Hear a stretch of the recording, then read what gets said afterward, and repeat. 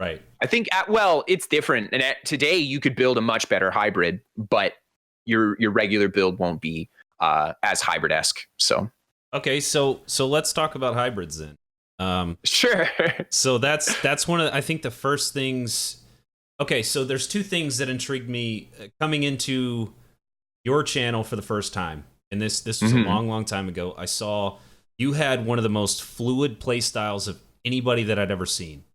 You might, I know you've talked about this. You don't focus specifically on dueling anymore. You're not like the top tier dueler. That's not really your focus anymore. You're creating content, and I love what you're doing. But you have the most graceful play style out there. There's no arguing that. You have this way of before the heavy attack changes, you used to charge your shot, and you would crit charge in, and you would dodge roll, and you would flip around, and it was just so cool. And you'd knock people off of towers, or you jump off yourself. And I remember sitting on my buddy's futon, Shallon, and I showed him your play style because he wanted to play a 2H and bow spec. And that was, he'd never seen anybody play it in game, and he really wanted to play it. And I was like, you got to check out my buddy Jack's channel. Like, this is him all the way. And so I showed it to him, and he ended up, I think, using one of your first Ghost setups. I don't even think it was called Ghost at the time, was it? Blood Knight or something. Yeah. Had the you're drawing. I think you've got it back there somewhere. Yeah, I probably have the picture back there somewhere. Yeah. I know. Oh, yeah. There it is. Cool. Yeah. You can't see it, but it's back there. So, okay, so hybrids. So the first thing that intrigued me was your play style and the fluidity of it. And so you bring a lot of that to the hybrid play style, but there's a couple other play styles that I tinkered with, and I know a couple other people did with hybrids. Do you find that it's harder to make a hybrid with your play style or with the other, like, tankier versions with... No, it's the same. The hybrid's all about stats, I think. The play style this is a balance issue with ZeniMax more than anything, is to balance that play style. And that's where I, as personally as a player, have had a lot of tension with ZeniMax's balancing, is just that the way they balance the game doesn't reflect that they play multiple styles, in my opinion. It reflects that they play one. Right. And that's where I get upset, because I don't feel like they play the style I like to play. And that's a very, personal biased opinion, but whatever. Well, that's kind of what I'm digging at right now is yeah. I feel like your play style is kind of been thrown under the rug a little bit. With the changes this past 2 patches, man, to be perfectly honest, I have no idea where it's going to go. I've been watching the patch notes, and I've watched your this new patch balance team is whatever. They're new, and it shows that they're new. Okay. I think that's the best way to put it. They are new. Yeah. So Brian, when it comes to this game, new though, and that's my biggest. They're sorry. Isn't Brian Wheeler heading up this combat team? Isn't he the honcho? So, and he's not new.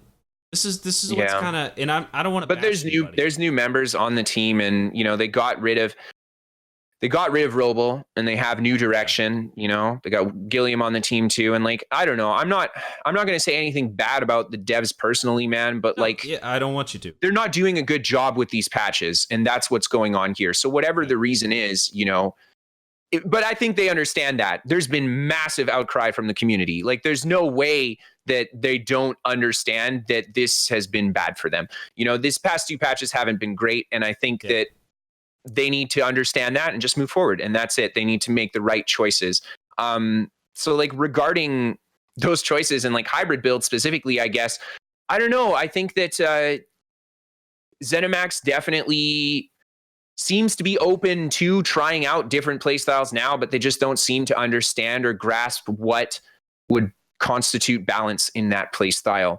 So during the Elsewhere patch, I felt like hybrids were at a pretty decent stage, to be honest. Right. And that's because we had things like Onslaught, Armor Pierce, Ultimate. We still have that in the game, but with addition of things like Cast Time, it again comes to that playstyle shift. So now it's that bulkier hybrid's a lot better because it can get the Onslaught off. Whereas, the squishy hybrid isn't going to be as effective anymore.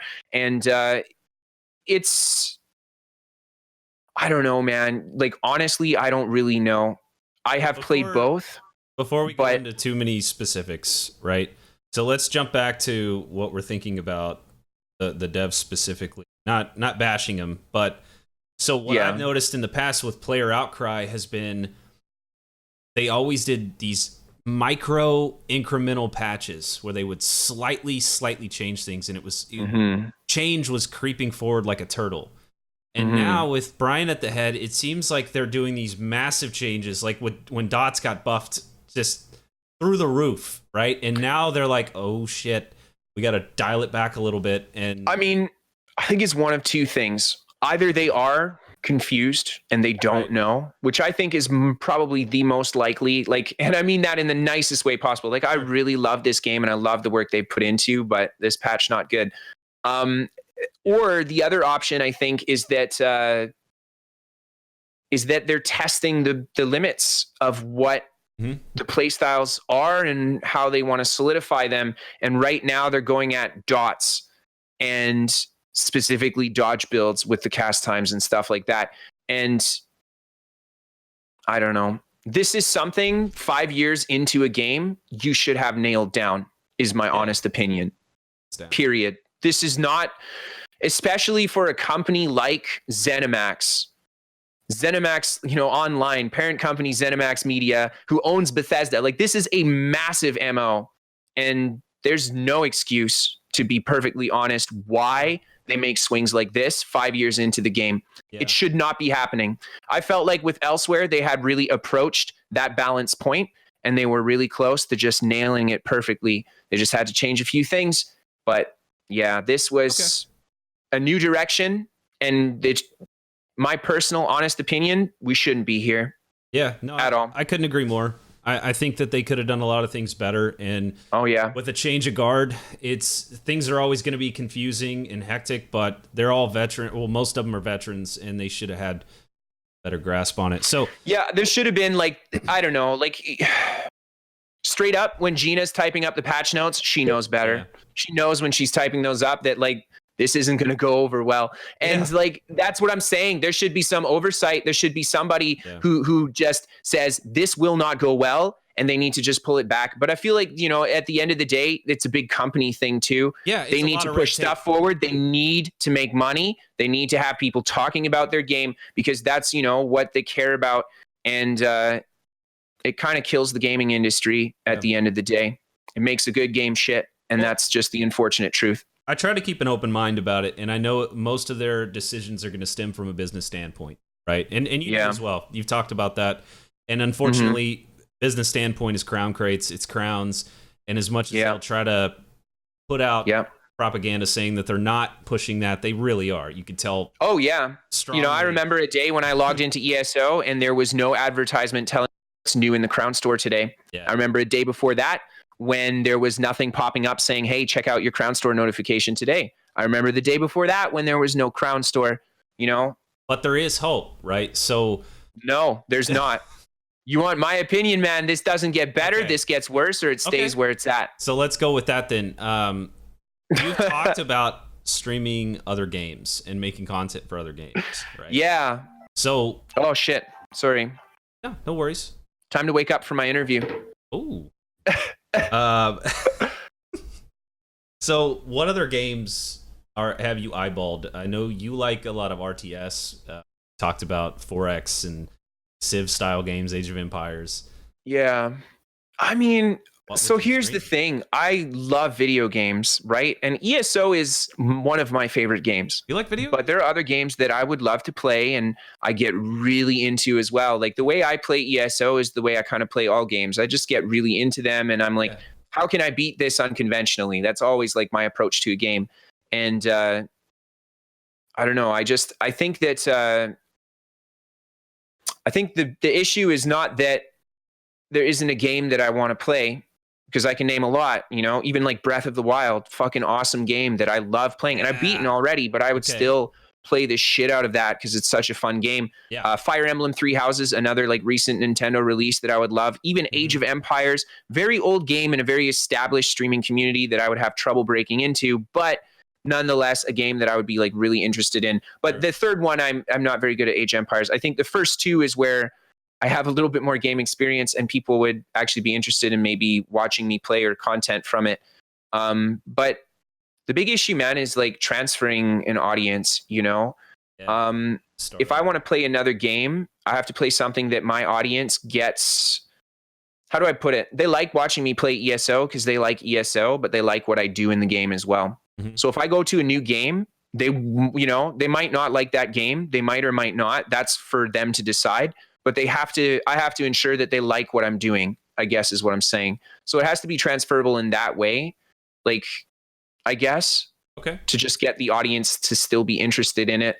Sure. And then the second big thing is like, at my channel size, man, I mean, I can dip my toes in the water, but there's no way I could transfer to a different game and continue to do my career like I am right now. So do you think you would have to change the format altogether just to transfer to a new? Depends on the game. Yes and no. Because I think what people want to see is the creativity, you know? Well, and there's no MMOs out there that really adhere to... Yeah, I don't think it would be an MMO, to be honest. Yeah. It would be something else. Yeah. It would have to be something entirely different. And that sucks because the choices are so... If you're going... It's like Fortnite. Yeah. Yeah. What are we gonna do? I'm just not into shooters, you know? So Fortnite's not really my thing. And what are you going to do? Stream WoW Classic?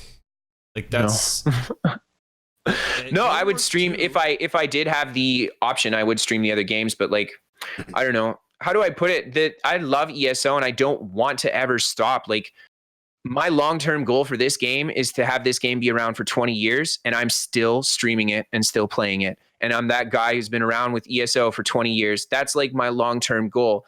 I would love that, but my worry when I say things like I'm thinking about other games, it's not because I don't like ESO. It's because I'm really concerned that it won't be there in the future, you know? And when they do things like these past 2 patches, it scares the shit out of me as a content creator because my livelihood is directly attached to how good or bad this game does. There's nothing like the feeling of knocking somebody off a cliff in ESO.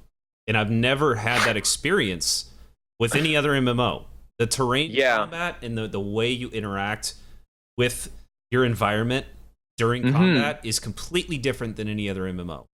It's so dynamic and personal. The way I like to describe it is that like in a shooter, when you kill someone, you just shoot them. It's not intimate.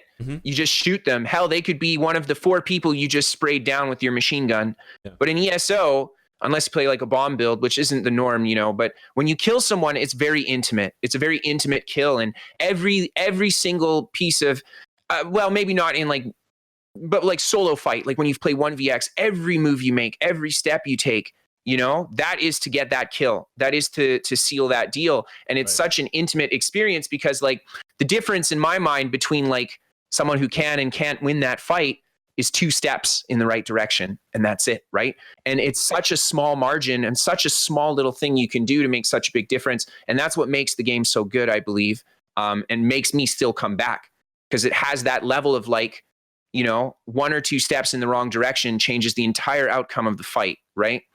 Well, and I think it rewards experience more so than just flat out skill, which is a whole nother topic in itself because I think it's a layer. I think mechanically speaking, you can peak at a certain point in ESO.